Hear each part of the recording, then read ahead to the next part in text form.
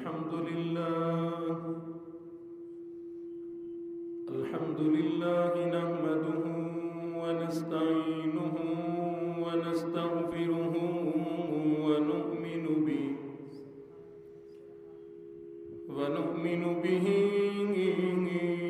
ونتوكل عليه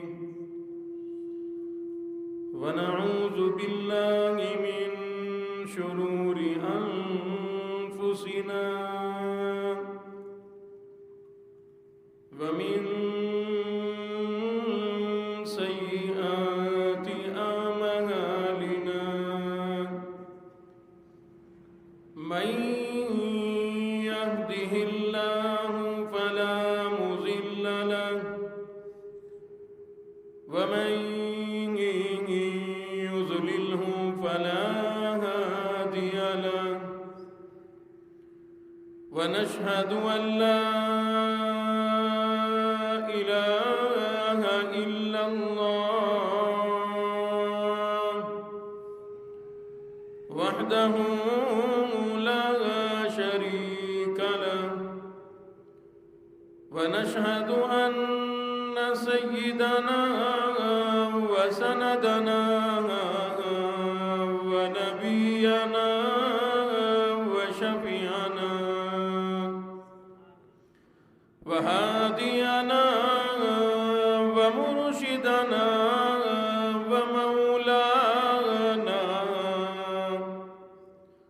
ومولانا محمدا عبده ورسوله أرسله بالحق بشيرا ونذيرا صلى الله تعالى عليه وعلى آله وأصحابه وأزواجه وذرياته وبارك وسلم تسليما كثيرا كثيرا أما بعد فأعوذ بالله السميع العليم من الشيطان الرجيم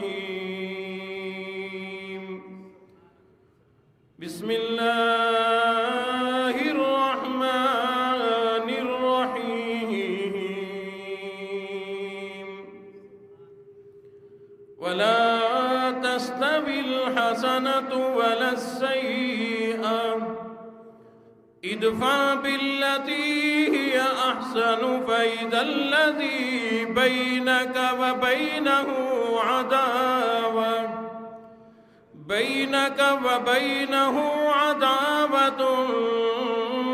كأنه ولي حميم وما يلقاها إلا الذين صبروا وما يلقاها إلا ذو حظ عظيم صدق الله مولانا العلي العظيم وبلغنا رسوله النبي الكريم ونحن على ذلك لمن الشاهدين والشاكرين والحمد لله رب العالمين اللهم صل على محمد وعلى آل محمد كما صليت على إبراهيم وعلى آل إبراهيم إنك حميد مجيد اللهم بارك على محمد وعلى آل محمد محمد كما باركت على إبراهيم وعلى آل إبراهيم إنك حميد مجيد.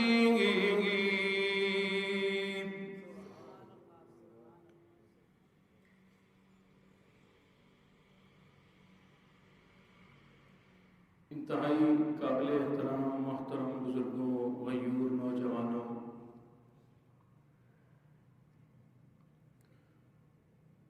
پروردگار عالم نے اپنے حبیب اور نبی، اب محبوب نبی رسول اللہ صلی اللہ علیہ وسلم کو دنیا کے اندر ہم انسانوں کی تربیت اور دونوں جہان کی کامیابی کے لیے مبعوث فرمایا. رب کائنات نے قرآن مجید اور رسول اللہ صلی اللہ علیہ وسلم کی سنت اور زندگی کے ذریعے ہمیں زندگی گزارنے کی تمام باتیں اور تمام طریقے سمجھائے، اور قرآن و حدیث میں رغبت دلائی گئی کہ جو بھی حضور علیہ الصلوۃ والسلام کے ان طریقوں کی پیروی کرے گا، حضور علیہ الصلوۃ والسلام کی زندگی جیسی اپنی زندگی کو بنائے گا، حضور علیہ الصلوۃ والسلام کے طریقوں کو اپنائے گا، وہ دونوں جہان میں کامیاب ہو جائے گا. ہر طریقہ بڑا قیمتی، اور حضور کے ہر طریقے کے اندر اللہ نے بڑی عظمتیں رکھی ہیں، بڑی شان رکھی ہے. جو آدمی حضور کے کسی بھی ایک طریقے کو، انداز کو، سنت کو اپناتا ہے، اللہ دنیا کی بھلائیاں اور دنیا کی بہتریاں بھی عطا فرماتے ہیں. مثال کے طور پر اللہ رب العزت نے حضور علیہ الصلوۃ والسلام کے اعلیٰ اخلاق کی، حسن اخلاق کی تعریف بھی فرمائی، اور مزید اس میں آگے بڑھنے کے لیے اللہ نے حضور کو شاباش بھی دی کہ آپ کے اخلاق بڑے اعلیٰ، شاباش اور زیادہ، مزید اور زیادہ. اور پھر ہمیں اللہ نے ارشاد فرمایا کہ لوگوں، اگر میرے محبوب نبی کے یہ اعلیٰ اخلاق تم اپنا لو گے تو تمہاری یہ زندگی بھی کامیاب ہو جائے گی، اور طریقے اپنانے کی بدولت، سنتوں سے محبت کی بدولت میں اللہ تمہیں جنت کے اعلیٰ درجے عطا فرماؤں گا. بلکہ حضور علیہ الصلوۃ والسلام نے ارشاد فرمایا، ہر عمل بڑا قیمتی، ہر عبادت، نماز ہو، روزہ ہو، حج ہو، زکوٰۃ ہو، صدقہ اور خیرات ہو، ذکر، اذکار، قرآن مجید کی تلاوت، کوئی بھی عمل، فرض، سنت، واجب، نفل، کوئی بھی عبادت ہو، فرمایا سب بڑے اعلیٰ، سب بڑے قیمتی. لیکن فرمایا ما من شیء یوضع فی المیزان اثقل، کل قیامت کے دن میزان عمل میں کوئی چیز اتنی بھاری نہیں ہوگی، یعنی کسی عمل کا، نیکی کا وزن اتنا زیادہ نہیں ہوگا، فرمایا جتنا حسن اخلاق کا وزن ہوگا. اور مزید ارشاد فرمایا ان صاحب حسن الخلق لیبلغ به درجۃ صاحب الصوم والصلاۃ. حضور علیہ الصلوۃ والسلام نے ارشاد فرمایا جو آدمی اعلیٰ اخلاق کا مظاہرہ کرے، اچھے اخلاق کا مظاہرہ کرے، اپنی زبان پر نرم گفتگو رکھے، میٹھی گفتگو رکھے، شائستگی اپنی زبان کے اندر اپنا لے، فرمایا ایسا آدمی، اس کو اللہ رب العزت اس کے حسن اخلاق کی بدولت کتنا بڑا مقام عطا فرمائیں گے، کتنا بڑا درجہ عطا فرمائیں گے. فرمایا ان صاحب حسن الخلق لیبلغ به درجۃ صاحب الصوم والصلاۃ. حسن اخلاق اس آدمی نے زیادہ دکھایا، زبان میں میٹھے بول اس نے زیادہ بسائے۔ اللہ کا حکم وَقُولُوا لِلنَّاسِ حُسْنًا، لوگوں کے ساتھ میٹھے بول بولا کرو۔ اس نے میٹھے بول زیادہ بولے لیکن تہجد نہیں پڑھی، اس نے میٹھے بول زیادہ بولے لیکن راتوں کو جاگ کر عبادت نہیں کی۔ اس نے میٹھے بول زیادہ بولے، لوگوں کا دل خوش کر دیا، لوگوں کی زندگیوں میں اس نے اپنی زبان سے خوشیاں پیدا کر دی۔ فرمایا ایسا آدمی راتوں کو عبادت بھی نہیں کرتا اور زندگی میں نفلی روزے بھی نہیں رکھتا۔ فرمایا حسن اخلاق کی بدولت روزہ دار اور شب بیدار کے زمرے میں یہ شامل ہو جاتا ہے۔ اچھے اخلاق کی بدولت عظمت اس کو وہ مل جاتی ہے جو ہمیشہ تہجد پڑھنے والوں کو ملے، جو ہمیشہ گرمی سردی روزے رکھنے والوں کو ملے۔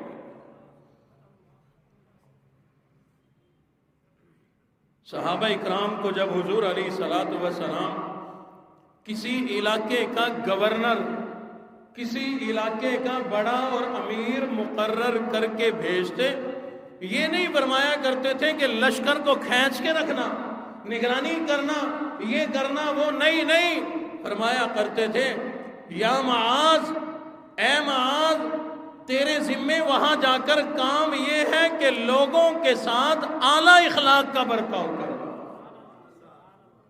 اخلاق تیرا بڑا اچھا ہونا چاہیے۔ اور قرآن مجید میں اللہ نے حضور علیہ الصلوۃ والسلام کو ارشاد فرمایا، اے میرے محبوب نبی، اگر آپ کے اخلاق اچھے نہ ہوتے، آپ کی زبان کا بول میٹھا نہ ہوتا، یہ صحابہ آپ کے دائیں بائیں نہ بیٹھتے۔ یہ جو صحابہ آپ کے دیوانے ہیں، پروانے ہیں، جانیں قربان کرنے کو تیار ہے، آپ کے لیے تن من دھن ان کا قربان ہے، لیکن اللہ فرماتے ہیں آپ کی زبان میں اگر چاشنی اور محبت نہ ہوتی، ان میں سے ایک بھی آپ کے قریب نہ ہوتا، آپ کی ترش، آپ کے جو زبان کے اگر بول میٹھے نہ ہوتے تو ایک بھی آپ کے قریب بیٹھنا پسند نہ کرتا۔ امام الانبیاء جنہیں رب کائنات نے بنا دیا، تمام نبیوں کا سردار بنا دیا، تمام نبیوں کا امام بنا دیا، سید الکونین جنہیں بنا دیا، اللہ فرما رہے ہیں اگر آپ کی زبان میں مٹھاس نہ ہوتی، صحابہ آپ کے ارد گرد آس پاس نہ بیٹھا کرتے۔ اور لوگوں میٹھی بول میٹھی زبان کے اگر بول نہ ہو، صحابہ نبی کے پاس نہ بیٹھے، ہم کیا چیز ہیں؟ لوگ کہتے ہیں جی کھینچ کے رکھو، نوکروں کو، ملازموں کو، ماتحتوں کو، ہمسایوں کو، بیوی کو، بچوں کو کھینچ کے رکھو، ٹھیک رہتے ہیں۔ اور اللہ نبی کو فرما رہے ہیں کہ اگر کھینچ کے رکھو گے صحابہ آپ کے قریب بھی نہیں آئیں گے۔ پتہ چلا لوگوں کے دل میں گھر کرنے کے لیے، لوگوں کے دلوں کو فتح کرنے کے لیے اخلاق ضروری ہے۔ اعضاء، چہرہ اور زبان کے بول، ہر چیز میں اعلیٰ اخلاق ہونا ضروری ہے۔ حضور علیہ الصلوۃ والسلام کی زندگی میں بے شمار ایسے مراحل اور موقع آئے کہ جب ضرورت تھی سختی کی، قربان جائے حضور نے اعلیٰ اخلاق کا مظاہرہ کیا، غیر اپنے بن گئے، بیگانے اپنے بن گئے، دشمن اپنے بن گئے۔ حضور علیہ الصلوۃ والسلام کی خدمت میں صحابہ اکرام موجود ہیں۔ ایک دیہاتی، ایک بدو وہاں سے دیکھ کر گزرا کرتا تھا، ایک دن وہ بھی حضور کی خدمت میں آ کر کے بیٹھ گیا، باتیں سنتا رہا، حضور کے ارشادات سنتا رہا، ابھی اسلام قبول نہیں کیا۔ یہاں بیٹھے بیٹھے باتیں سنتے سنتے اس کو پیشاب کی حاجت ہو گئی، مسجد نبوی کے صحن میں بیٹھ کر پیشاب کرنا شروع کر دیا۔ صحابہ اکرام دوڑے مارنے کے لیے، روکنے کے لیے، حضور نے ارشاد فرمایا اے صحابہ اکرام کی جماعت، اس پر ظلم نہ کرو، اس کو روکو نہ، اسے کیا پتا اگر اس نے تمہاری وجہ سے پیشاب روک لیا، اس کو کہیں کوئی تکلیف نہ ہو جائے۔ اچانک سے پیشاب جو روکنا پڑے گا کوئی تکلیف نہ ہو جائے۔ صحابہ رک گئے، کوئی برداشت کرے گا؟ اللہ نہ کرے ہماری مسجد میں کوئی چھوٹا سا بچہ اگر وہاں پیشاب کر دے، بس پھر اس کے باپ کی تو خیر نہیں۔ امام سے لے کے مقتدی تک کھائیں گے تو نہیں، لیکن کھانے والی نظروں سے تو دیکھیں گے۔ بچوں کو لے آتے ہیں، یہ کرتے ہیں، وہ کرتے ہیں۔ اگر بچہ نہیں آئے گا تو سیکھے گا کہاں سے؟ جس ماحول میں بچہ جائے گا وہیں جا کے سیکھتا ہے۔ اگر وہ ڈراموں کے، فلموں کے، گانوں کے ماحول میں جائے گا، آج کل سوشل میڈیا کا دور ہے، چھوٹے چھوٹے بچوں کو کھیلنے کے لیے موبائل دے دیے جاتا ہے، گانے چلا دیے جاتے ہیں۔ وہ ننھا سا بچہ جس کو ابھی ابا کہنا نہیں آتا لیکن گانا گانا آتا ہے، ماحول کا اثر۔ مسجد میں آئے گا، کوئی غلطی بھی کرے گا، نہ سمجھ ہے، والدین کو سمجھا کر لانا چاہیے، مسجد میں ایک طرف بٹھانا چاہیے۔ اگر کوئی غلطی کرے سمجھانا ہے، اس کو کاٹ نہیں کھانا۔ جب وہ پیشاب کر چکا، حضور اس کے قریب تشریف لے گئے، بڑی ہی شفقت کے ساتھ ارشاد فرمایا کہ یہ مسجد ہے، اللہ کا گھر ہے، یہ پیشاب اور پخانے کے لیے، گندگی کے لیے نہیں ہے، یہ اللہ کی عبادت اور ذکر کرنے کی جگہ ہے، آئندہ احتیاط کرنا۔ اللہ اکبر۔ علماء اکرام نے لکھا ہے، محدثین نے لکھا ہے، حضور علیہ الصلوۃ والسلام کے ان میٹھے بولوں کا، اس شائستگی کا اس پر ایسا اثر ہوا، اس نے جا کر اپنے علاقے، اپنے قبیلے میں حضور علیہ الصلوۃ والسلام کے اعلیٰ اخلاق کی بڑی تعریف کی اور خود کلمہ پڑھا، مسلمان ہو گیا۔ علماء اکرام نے لکھا ہے وہ اپنے علاقے میں تبلیغ بھی کرتا رہا، بے شمار لوگ اسی کی تبلیغ پر کلمہ پڑھ کے مسلمان ہو گئے۔ اگر اس کو مارا جاتا، صحابہ کو اگر اجازت مل جاتی کہ دیو رگڑا اس کو، اس نے کلمہ نہیں پڑھنا تھا، اس کے خاندان نے کیا پڑھنا تھا؟ ایک لشکر سے، ایک جنگ سے واپس تشریف لا رہے ہیں صحابہ اکرام، حضور علیہ الصلوۃ والسلام بھی ساتھ ہیں۔ راستے میں آرام کرنے کے لیے پڑاؤ کیا، گھنے درختوں کی چھاؤں میں صحابہ بھی لیٹ گئے، حضور بھی لیٹ گئے، اور حضور نے اپنی تلوار مبارک اتار کر درخت کے ساتھ لٹکا دی۔ مشہور واقعہ۔ ایک کافر، اس نے دیکھا کہ آج بڑا بہترین موقع ہے، تلوار بھی ہے اور نعوذ باللہ دشمن بھی ہے، آج کام تمام کر دیا جائے۔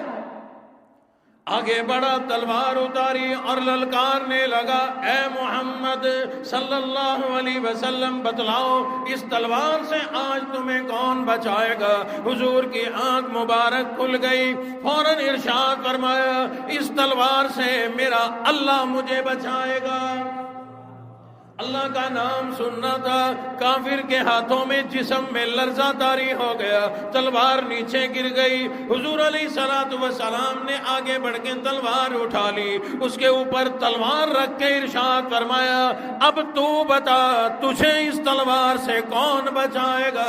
وہ کہنے لگا آپ کی رحمت للعالمین والی چادر مجھے بچائے گی، آپ کا اعلیٰ اخلاق مجھے بچائے گا، آپ کی نرمی مجھے بچائے گی۔ حضور علیہ الصلوۃ والسلام نے تلوار اس کے سر پہ رکھی ہوئی ہے اور ارشاد فرمایا بتا کلمہ پڑھتا ہے کہ نہیں پڑھتا؟ کلمہ پڑھ، مسلمان ہو۔ میرا ایک تصور ہے، حضور کے علم میں اگلی بات تھی، کیوں؟ حضور نے کبھی بھی یوں تلوار کے زور پہ کسی کو کلمہ نہیں پڑھا۔ ہاں، میدان جنگ میں لڑائی کی ہے، گردنیں اتاری ہے، ٹکڑے کیے ہیں، لیکن یوں تنہائی میں کسی کو کہا ہو کلمہ پڑھو ورنہ یہ تلوار ٹوٹے کر دے گی، حضور کے دل میں اللہ نے اگلی بات ڈالی ہوگی۔ حضور نے فرمایا کلمہ پڑھتا ہے کہ نہیں؟ کہنے لگا نہیں۔ میرے دوستو، اپنے اپنے دلوں سے پوچھ کے بتاؤ اب حق کیا بنتا تھا؟ یہ تلوار سر پہ تو تھی، اب تو دو ٹکڑے ہو جانے چاہیے تھے۔ رشتہ دار بھی کوئی نہیں، برادری کا بھی کوئی نہیں، خاندان کا بھی کوئی نہیں، اپنا بھی کوئی نہیں، اب تو ٹکڑے ہو جاتے۔ کیوں؟ جواز بھی تھا کہ اس نے بھی تو تلوار اٹھائی تھی، اس نے کہہ دیا کہ نہیں میں کلمہ نہیں پڑھتا، لیکن ایک وعدہ کرتا ہوں آپ کے خلاف جب کبھی بھی میری تمام زندگی میں کوئی بھی جماعت اگر آپ پر حملہ کرے گی، آپ سے لڑائی کرے گی، میں اس جماعت میں شریک نہیں ہوں گا، میں اس میں آپ کی مخالفت میں کبھی بھی مقابلے میں نہ آؤں گا۔ حضور علیہ الصلوۃ والسلام نے اسی وقت تلوار ہٹا لی، اسے جانے کی اجازت دے دی۔ وہ بڑا حیران ہوا اور لوگوں کو جا کر کہنے لگا میں تلوار کے نیچے تھا، میں نے پہلے تلوار بھی اٹھائی تھی، لیکن اس نبی کا اخلاق اتنا اعلیٰ کہ میں نے یہ بھی کہا میں مسلمان نہیں ہوتا، اس کے باوجود مجھے اس نے چھوڑ دیا۔ اس نبی کا اخلاق بڑا اعلیٰ۔ بعد میں کسی دن اللہ نے دل میں ڈالی، امام الانبیاء کی خدمت میں آیا، کلمہ پڑھا، مسلمان ہو گیا۔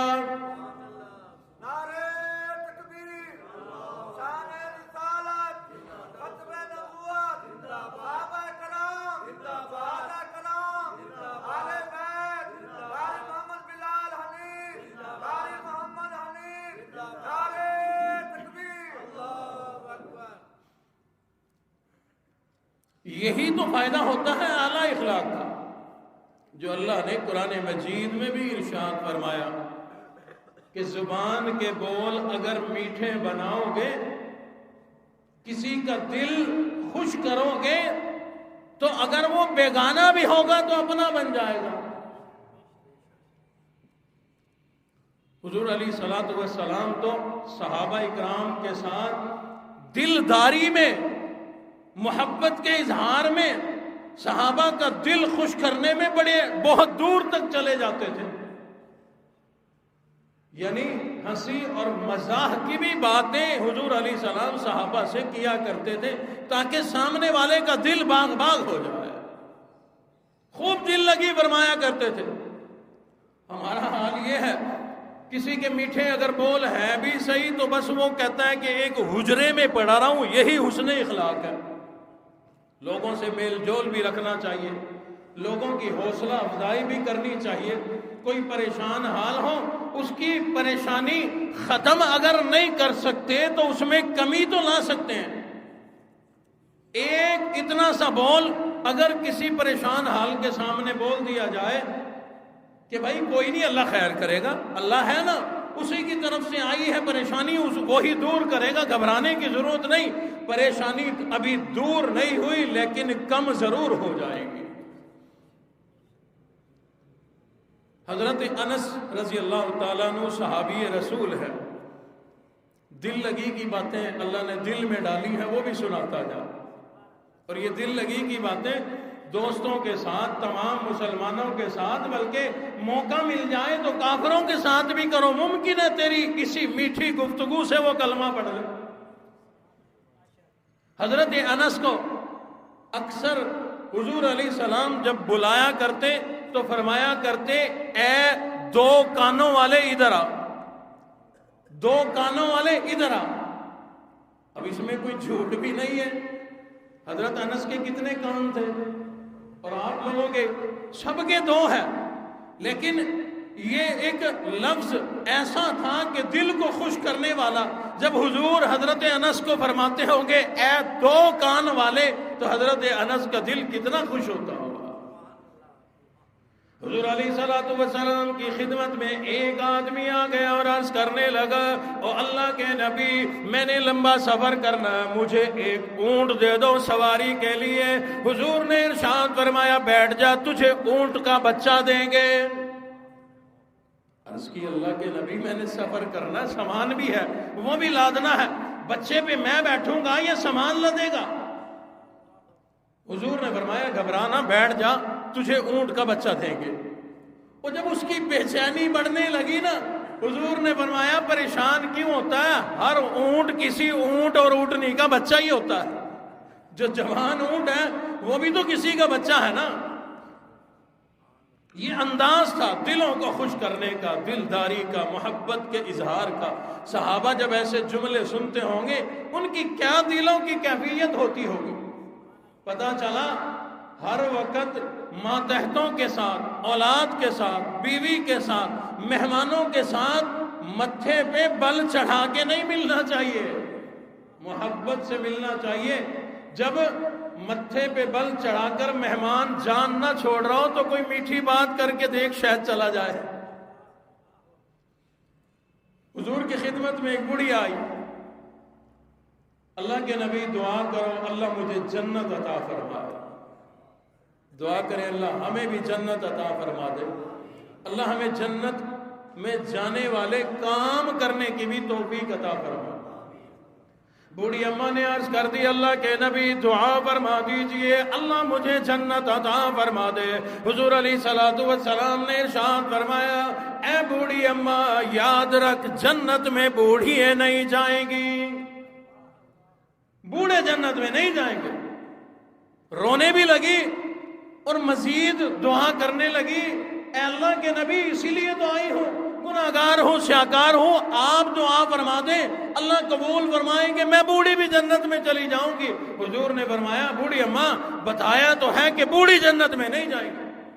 اب تو اور زیادہ بے چین بے قرار اور رونے لگی، گڑ گڑا کر کے کہنے لگی اللہ کے نبی ٹھیک ہے اسلام سے پہلے میں نے زندگی بڑی کوتاہیوں میں گزاری، گناہوں میں گزاری، اسی لیے تو آپ کی خدمت میں درخواست ہے مہربانی فرماؤ میرے لیے دعا کر دیجئے اللہ رب العزت مجھے جنت عطا فرما دے۔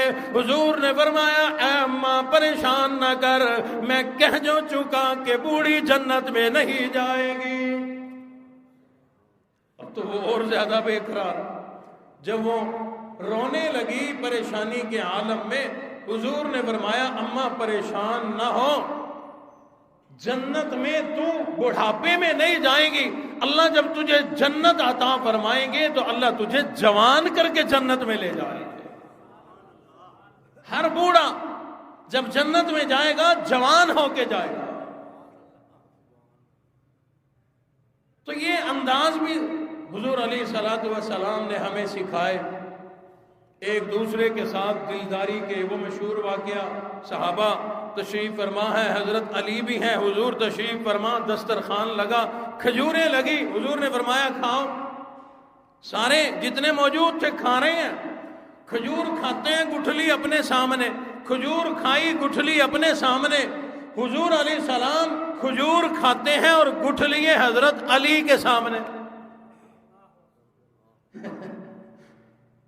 گٹھلیے تمام کی تمام حضرت علی کے سامنے۔ جب کھا کر کے فارغ ہوئے، صحابہ کو کیا پتا تھا یہ کیا ہو رہا، جب کھا کے فارغ ہوئے حضور نے فرمایا صحابہ کرام سے دیکھو سب سے زیادہ کھجوریں علی نے کھائی ہیں۔ وہ جو ڈبل ڈھیر لگا ہوا تھا نا گٹھلیوں کا، اپنی بھی اور حضور کی بھی، حضور علیہ السلام نے ارشاد فرمایا لوگوں دیکھو سب سے زیادہ علی کھجوریں کھا گیا، سب سے زیادہ کھجوریں حضرت علی نے کھائی ہیں۔ جب ادھر سے محبت کا اظہار ہوا پھر محبت کا جواب محبت سے آیا کرتا ہے۔ عرض کرنے لگے حضرت علی اے اللہ کے نبی ٹھیک ہے میں نے تو زیادہ کھائی ہے لیکن آپ تو گٹھلیوں سمیت کھا گئے ہیں۔ اشارہ بھی کیا نا کہ دیکھو ایک بھی گٹھلی نہیں، فرمایا آپ تو گٹھلیوں سمیت کھا گئے۔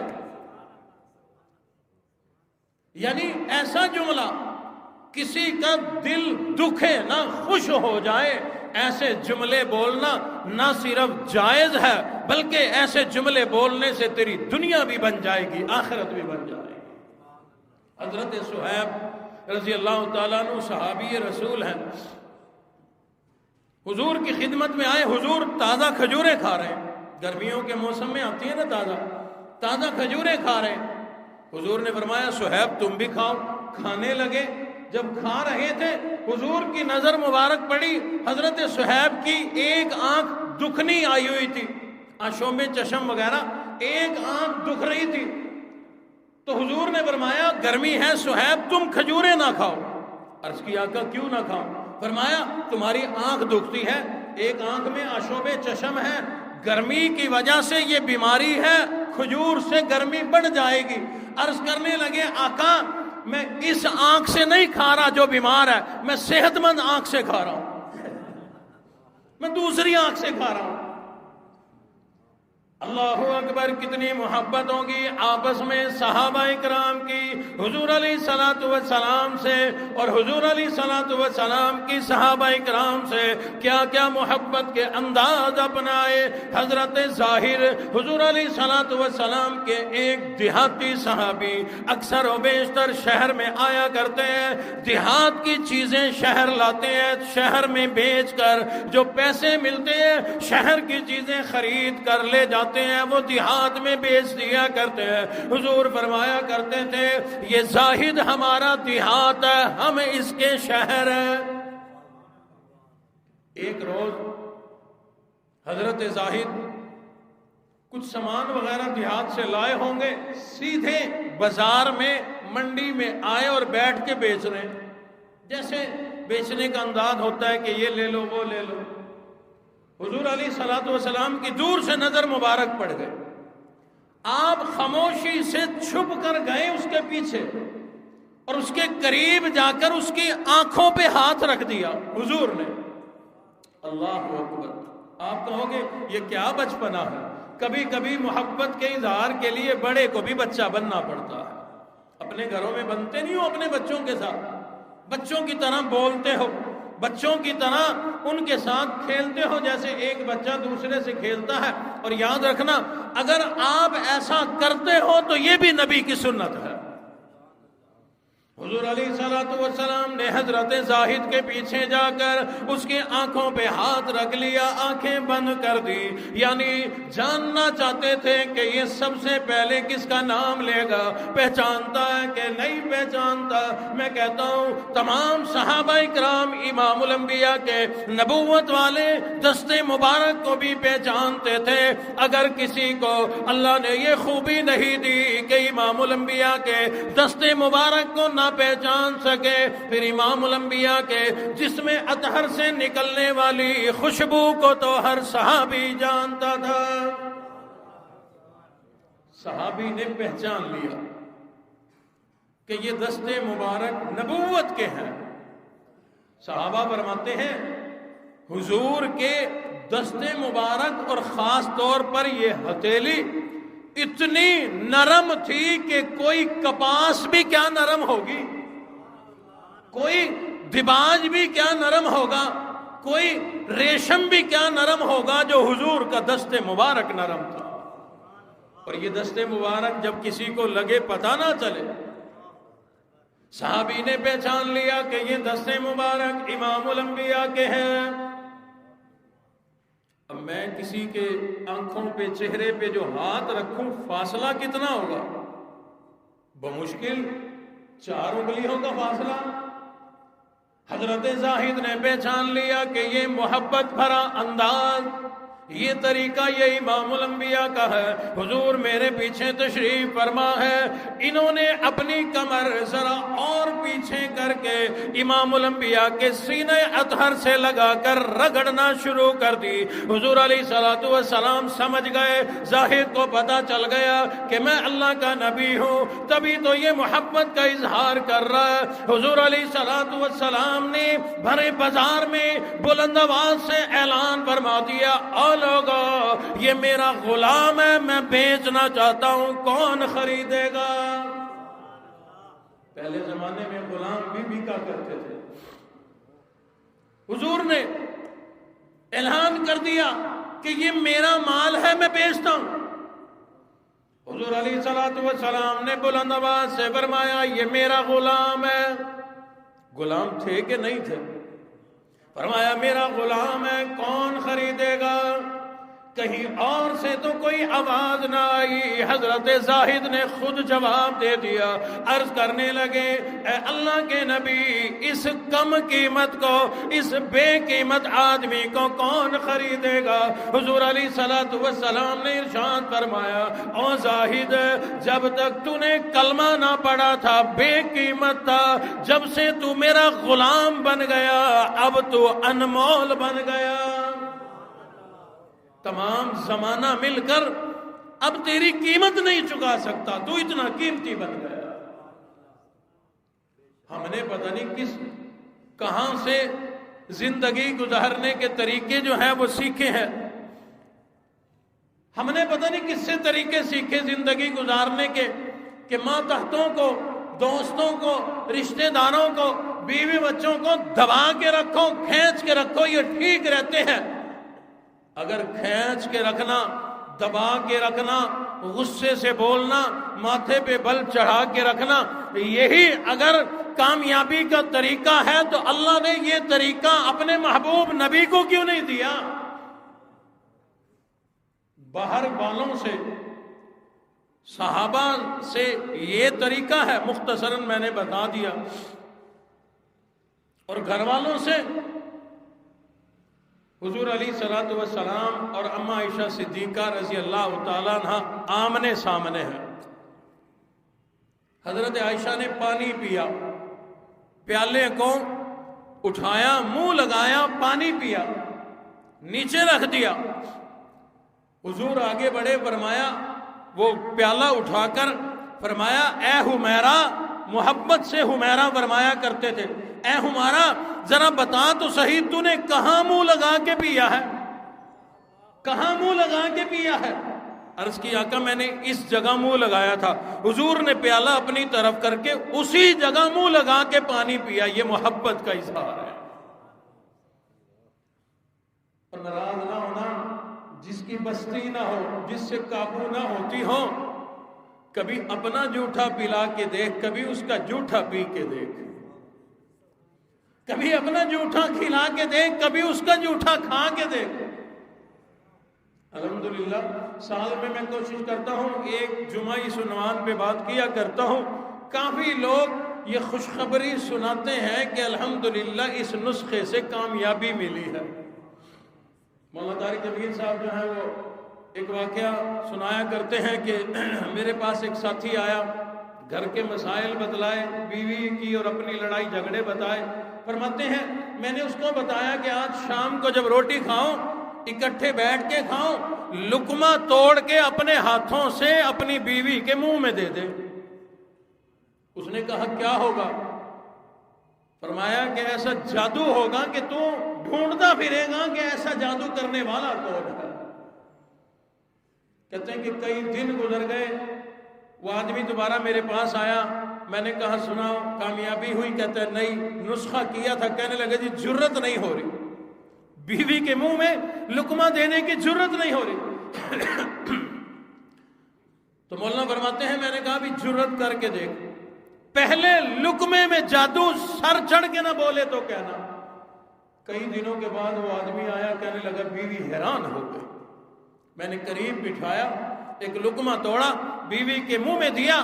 بیوی اس لقمے کو نہ باہر نکالتی ہے نہ اندر لے جاتی ہے، بالآخر چبا بھی رہی ہے، رو بھی رہی ہے۔ میں نے کہا یہ کیا ہوا؟ وہ بیوی کہنے لگی کہ آج تک ایسا مزہ کسی لقمے کے کھانے کا نہیں آیا جو آج آیا۔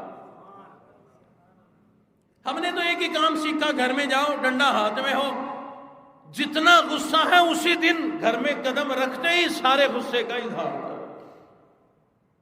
اور سنت کیا ہے؟ نبی کا طریقہ، امام الانبیاء کا طریقہ کیا ہے؟ حضرت عائشہ کو ایک دن فرمایا، عائشہ میرے ساتھ دوڑ لگاؤ گی؟ دوڑ، ریس۔ عرض کی اللہ کے نبی یہ تو بچوں کا کام ہے، میں آپ کے ساتھ دوڑ لوں؟ فرمایا ہاں ہاں ہم دوڑ لگائیں گے۔ دوڑ لگائی دونوں نے۔ اللہ اکبر! میں کہتا ہوں اس دوڑ کے بھی صدقے جاؤں اور اس کھیل کے بھی قربان جاؤں۔ دوڑ لگائی، حضرت عائشہ آگے نکل گئی، جو ایک جگہ مقرر کی ہوگی جیت کی، آگے نکل گئی، پہلے پہنچ گئی۔ حضور نے ابھی پیچھے رہ گئے، فرمایا حضور نے عائشہ تم جیت گئی۔ تھوڑا عرصہ گزرنے کے بعد پھر حضور علیہ الصلوۃ والسلام نے ایک دن یہی ارشاد فرمایا عائشہ دوڑ لگاؤ گی؟ عرض کی آقا کیوں نہیں لگاؤں گی؟ دوبارہ دوڑ لگائی. اس مرتبہ حضور علیہ الصلوۃ والسلام آگے نکل گئے، جیت گئے.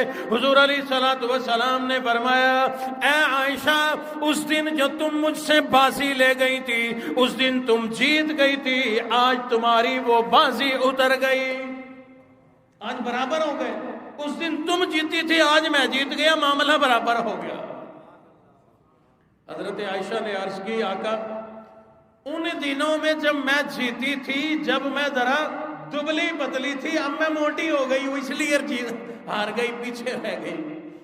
تو یہ محبت کے انداز بچوں کے ساتھ بھی، ازواج مطہرات کے ساتھ بھی حضور علیہ الصلوۃ والسلام کا یہی طریقہ ہے، یہی سلوک ہے. اور فرمایا حضور نے کہ اس طریقے سے، اس سلوک سے گھر بستے ہیں، گھروں میں خوشیاں آتی ہیں، گھروں میں محبت ہو تو اللہ کی رحمتیں نازل ہوتی ہیں. آج کا نوجوان اپنی بیوی کے ساتھ مسکرانا نہیں چاہتا، ہنسنا نہیں چاہتا.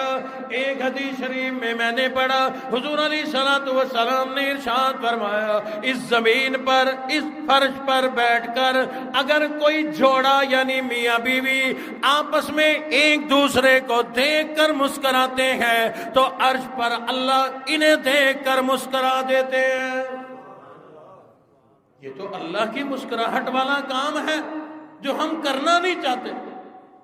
اس لیے میرے دوستوں اپنے گھروں میں اگر سکون چاہتے ہو، گھروں کے اندر اگر رحمتیں اور برکتیں چاہتے ہو، گھروں کے اندر اگر عافیت والی زندگی چاہتے ہو، دکھوں سے پاک زندگی چاہتے ہو، نبی کے تمام طریقے لاؤ، لیکن خاص طور پر گھروں کے اندر بھی اپنے بول کو میٹھا کرو.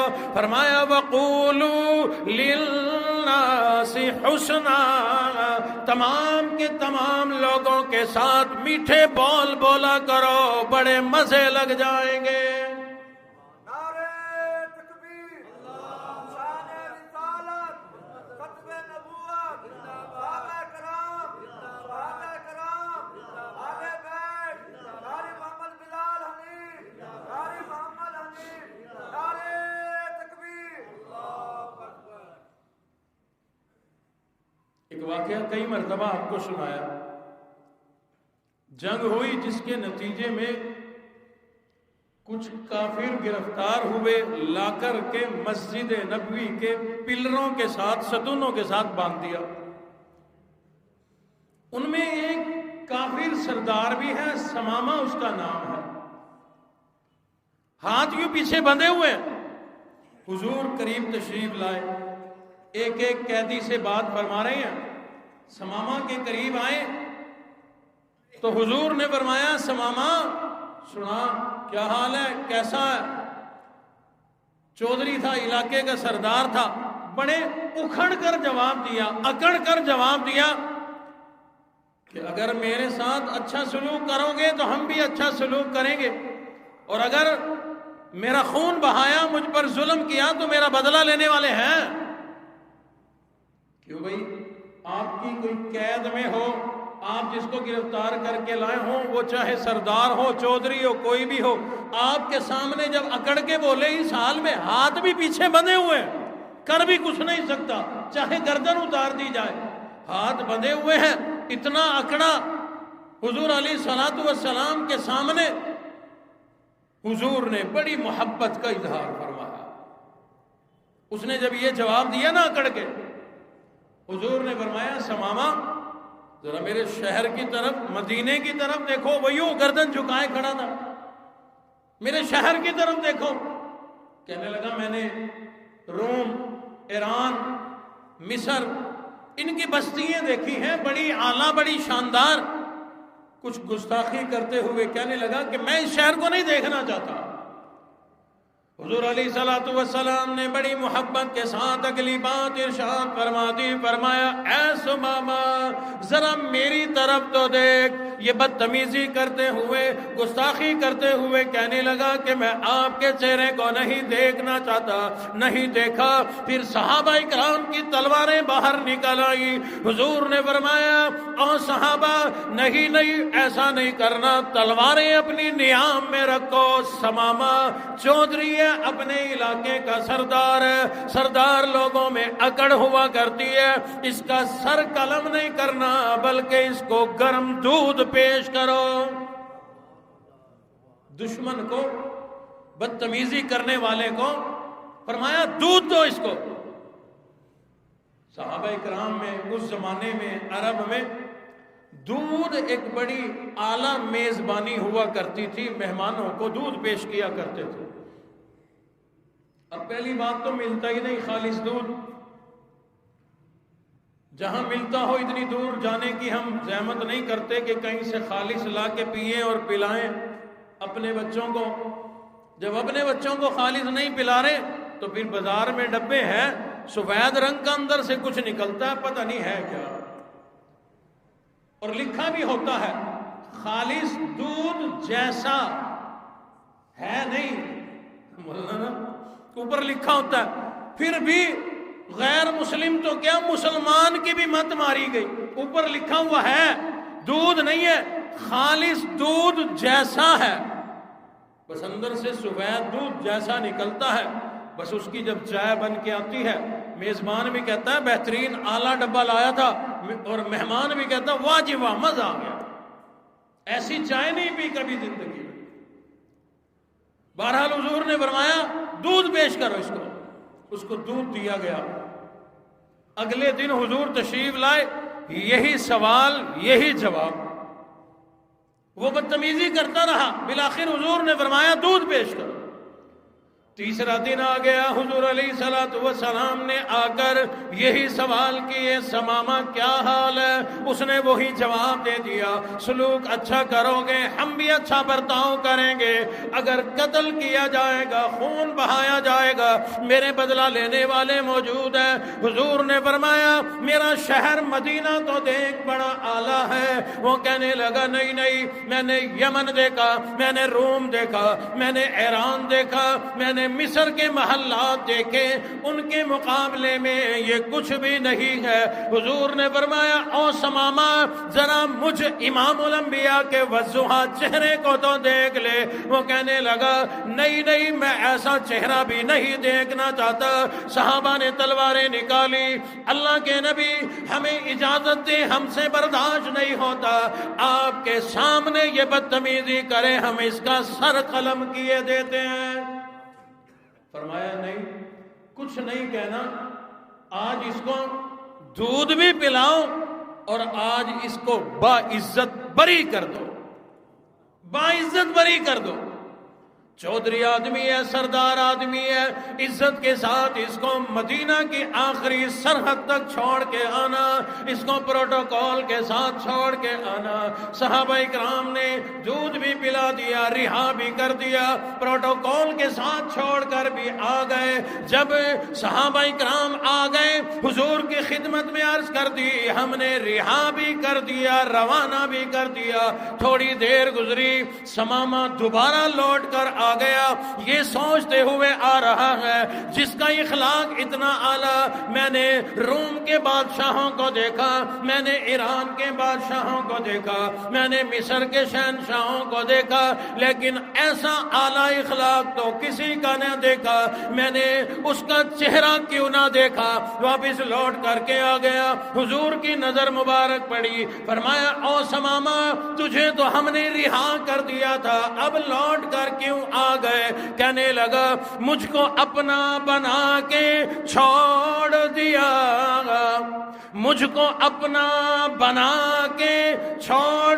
دیا، کیا اسیری ہے کیا آزادی ہے، مجھے اپنا دیوانہ بنا لیا، مجھے آپ نے اپنا بنا کر چھوڑا تو کیا چھوڑا، آج کے بعد میں بھی آپ کے غلاموں میں شریک ہونا چاہتا ہوں۔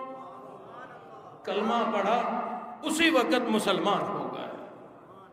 اعلیٰ اخلاق، نبوی اخلاق اگر ہم اپنائیں گے انشاءاللہ غیر بھی اپنے بنیں گے، چاہے کچھ ٹائم لگ جائے۔ بعض دفعہ نتیجہ نکلنے میں تھوڑی دیر لگتی ہے۔ پروردگار عالم نے قرآن مجید کے ذریعے ہمیں یہی بات ارشاد فرما دی، فرمایا وَلَا تَسْتَوِي الْحَسَنَةُ وَلَا السَّيِّئَةُ ادفع بالتي هي احسن فاذا الذي بينك وبينه عداوة كأنه ولي حميم۔ فرمایا نیکی اور برائی آپس میں برابر نہیں ہو سکتی، یعنی ترشی کے ساتھ بولنا، غصے کے ساتھ بولنا اور میٹھے بول بولنا آپس میں برابر کوئی نہیں۔ مولا برابر کیسے کوئی نہیں؟ فرمایا وَلَا تَسْتَوِي الْحَسَنَةُ وَلَا السَّيِّئَةُ ادْفَعْ بِالَّتِي هِيَ أَحْسَنُ فَإِذَا الَّذِي بَيْنَكَ وَبَيْنَهُ عَدَاوَةٌ كَأَنَّهُ وَلِيٌّ حَمِيمٌ۔ اگر اپنے کسی جان کے دشمن کے ساتھ میٹھے بول بولے گا، اس کی تعریف کرے گا، نرم گفتگو کرے گا، اچھے بول بولے گا، تو اس کے بدلے میں وہ تیری جان کا محافظ بن جائے گا۔ اللہ نے بڑا بہترین نسخہ دے دیا۔ اور اعلیٰ اخلاق یہ تو نہ صرف دلوں کو تسخیر کرتا ہے، بلکہ اعلیٰ اخلاق تو تسخیر عالم ہے۔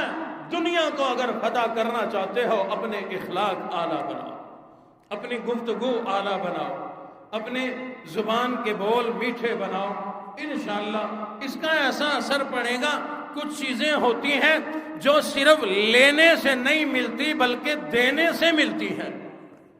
میں کسی کی خدمت کروں گا مہمان کی، جب میں اس کے علاقے میں جاؤں گا وہ بھی کرے گا۔ میں کسی کو عزت دوں گا وہ بھی عزت دے گا۔ الحمدللہ عادت ہے، اپنی گلی میں سے جب گزرتا ہوں ننھے چھوٹے بچوں کو بھی سلام کرتا ہوں۔ جب میں گزرتا ہوں